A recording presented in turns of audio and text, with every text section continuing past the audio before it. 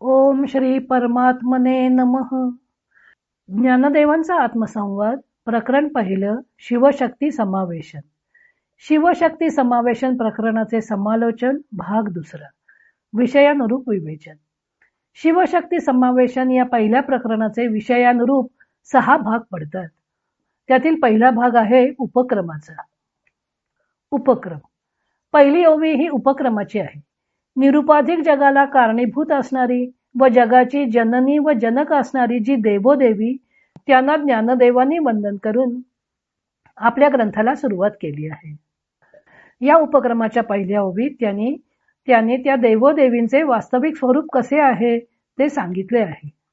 देवोदेवी असा त्यांचा एकत्र निर्देश करून वास्तविक ते एकच आहेत असं सांगितलं आहे.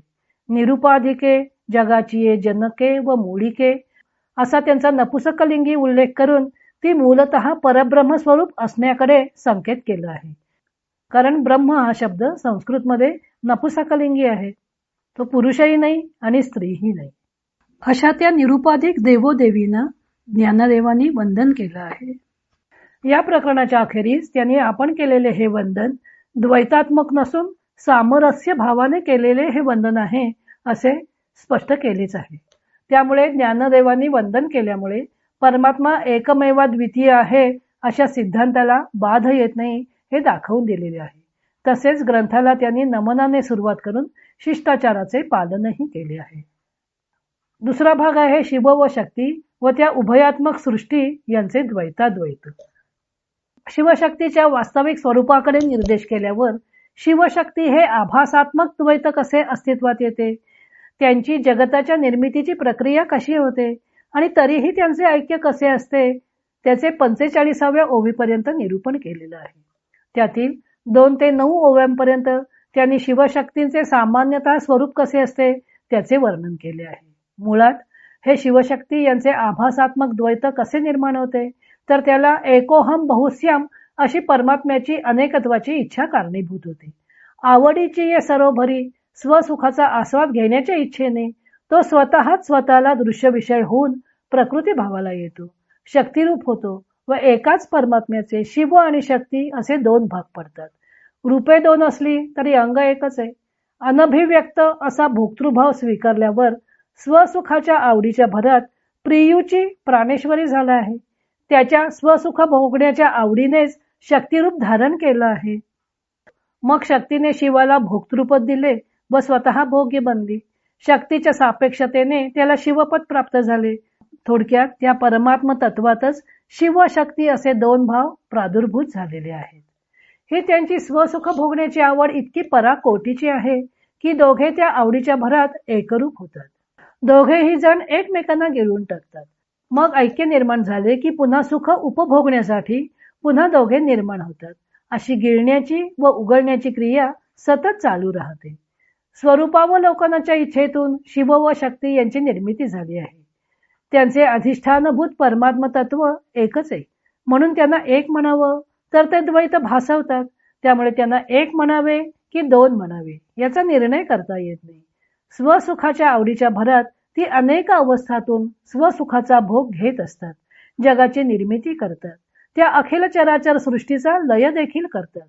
तरीही ती दोघे आपल्या ऐक्याला धक्काही लागू देत नाहीत.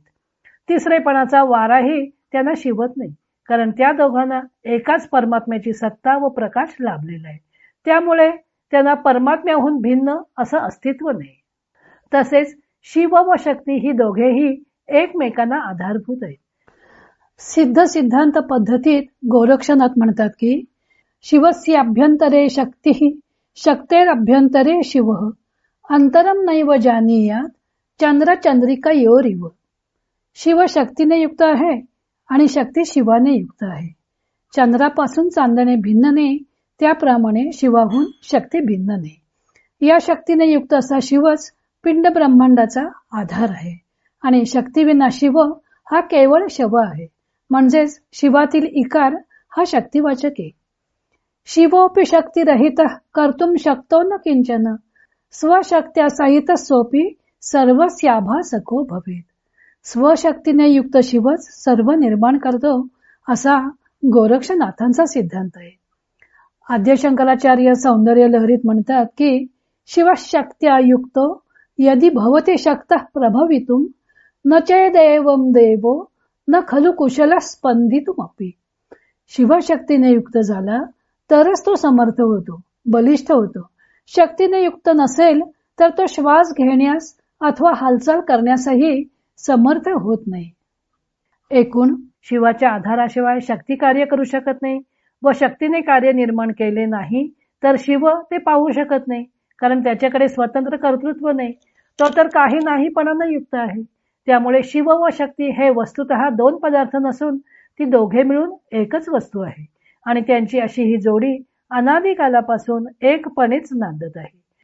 त्यांच्या सत्तेचा एकपणा, त्यांची एकसारखी असणारी दिव्य रूपता व सृष्टीच्या निर्मितीत त्यांची असणारी एकधोरणी वागणूक यावरून त्यांच्यात काही भेद आहे असे मानता येत नाही. प्रत्यक्ष भेद जरी त्यांच्यातील भेद सिद्ध करायला गेला तरी त्याला शिवशक्तीच्या कारण रूपात त्यांचे दोनपणाचे चिन्ह दाखवता येत नाही. शेवटी तो भेदच लाजून शिवशक्तीशी एकरूप होऊन जातो. एकूण परमात्म्याच्या स्वरूप अवलोकनार्थ निर्माण झालेली शिवशक्तीची जोडी अथवा त्यांनी निर्माण केलेली सृष्टी ही परमात्म स्वरूपात एकरूपच आहेत असं सामान्यपणे ज्ञानदेवाने पहिल्या 9 ओव्यात सांगितलं आहे. आता जगा एवढ्या बाळाचा संसारात प्रवेश होऊन सुद्धा त्यांना तिसरेपणाचा वारा सुद्धा लागत नाही. ही दोघे एकरूप असताना त्यांचा संसार चालतो तरी कसा, अशी शंका निर्माण होते. त्याचे ज्ञानदेवाने पुढे वर्णन केलेलं आहे. तो भाग आपण उद्या पाहू. इतर अनेक ग्रंथांचा आधार घेऊन संत ज्ञानदेवांच्या अमृतानुभव या ग्रंथाचं लेखन व वाचन सौ मनीषा अभ्यंकर मिरज यांनी केलं आहे. हरिओम तत्सत.